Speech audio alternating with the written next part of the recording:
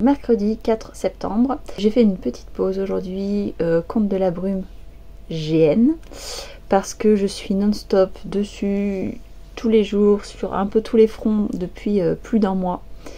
Et c'est un peu épuisant. Il y a eu beaucoup de BG à sortir, pas que de PJ, hein. Il y a du lore, il y en a encore à sortir parce qu'on va explorer des choses. Puis après il y a les habituels compléments de yokai, compléments de lore, compléments de situation militaire, compléments de ceci, compléments de cela.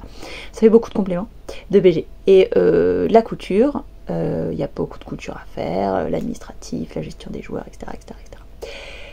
Donc j'ai fait une pause aujourd'hui, GN mais pas Conte de la brume, puisque j'ai avancé sur le prochain jeu de rôle solo qui va sortir, qui sera sur le thème des expéditions brumeuses.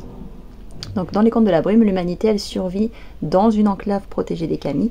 À l'extérieur il y a la brume et les yokai. Et le seul peuple qui peut aller à l'extérieur parce qu'il résiste à la brume, ce sont les sangliers, les Kelawale, qui font donc des patrouilles à l'extérieur du mur, pendant que l'Aratan du peuple de chiens fait à l'intérieur les mêmes patrouilles en parallèle. Et donc on a des expéditions brumeuses qui peuvent aller plus ou moins loin. Et là en fait, dans ce jeu de rôle solo, le joueur va incarner un membre d'une expédition brumeuse, mais donc qui dirige l'expédition brumeuse, il va choisir la composition de son expédition brumeuse, qui s'éloigne du mur, presque en ligne droite, dans une des 4 directions cardinales, et donc sur 1, 2, 3, 4, 5, 6, 7 jours maximum, au choix du joueur. Et en tirant des cartes, il va se passer des choses. Et on va explorer du coup tout ce qui se passe autour de l'enclave, à l'extérieur de l'enclave. Quels sont ces territoires inexplorés et encore inconnus des joueurs. Il va y avoir des compléments en annexe hyper intéressants. On va reprendre notamment l'expédition d'Osanago, qui est une grosse expédition où les Kelawale ont dû sortir en grand nombre de l'enclave pour aller chercher leurs enfants enlevés par des yokai, dans justement les 4 directions. Donc c'est un petit peu en lien, c'est un petit peu clin d'œil. Même si le joueur ne rejoue pas l'expédition d'Osanago, il se fait son expédition brumeuse. Et puis des compléments aussi de yokai, du coup, puisqu'il va falloir détailler un petit peu les yokai que les joueurs pourront être amenés à rencontrer. Donc voilà, et puis de la géographie. Du coup, il y a pas mal de lore à développer, mais comme c'est pas le GN, ça me fait une petite coupure quand même, et surtout j'aimerais qu'il soit sorti pour le GN, ce jeu de rôle. C'est pas gagné, mais j'aimerais bien. Donc c'est ce que j'ai fait aujourd'hui. Du côté des Contes de la brume, on avance bien. Ça va commencer à être dur de donner des nouvelles sans spoiler des choses. On a pu communiquer la situation militaire détaillée. On a fini de briefer nos PNJ Tanshin. On va commencer à briefer nos PNJ classiques. Les PJ sont quasiment tous envoyés. Il m'en reste 2 à écrire et 3 à revoir, à relire pour lisser un petit peu avec l'ensemble. Et on en aura fini avec les BG PJ. Les BG PNJ, il en reste que quelques-uns à écrire. Bon, après, il y aura un petit peu de complément du côté des Tanshin à écrire.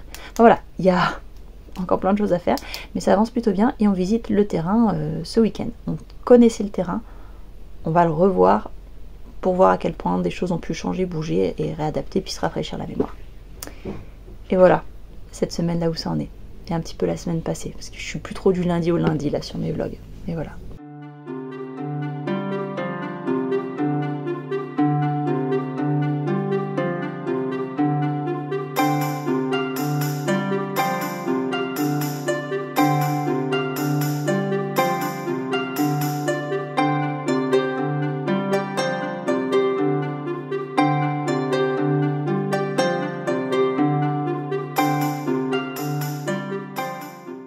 Dimanche 8 septembre, nous revenons du site de Bokonek, où nous sommes allés pour refaire un petit repérage parce que le terrain avait un peu changé quand même depuis 2018 du côté de la végétation, des arbres qui sont tombés après des tempêtes, etc. Puis se remémorer un peu plus correctement les ordres de grandeur, les espaces et tout. Donc on revient de Bokonek, où il pleuvait. Je suis littéralement trempée. Je suis rentrée chez moi me changer, je retournerai travailler au hangar après. Donc c'est cool, le site est toujours aussi chouette, on est très contents.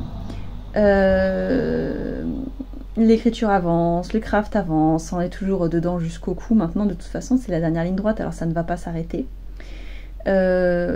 Mais on commence quand même à en voir le bout. Les crafts sont jolis, ça va être cool.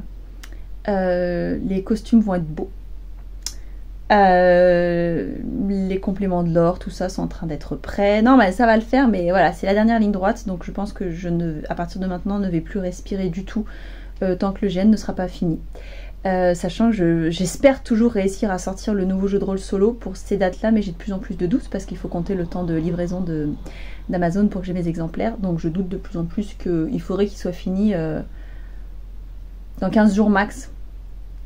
C'est pas gagné, maquette comprise pour pouvoir le commander.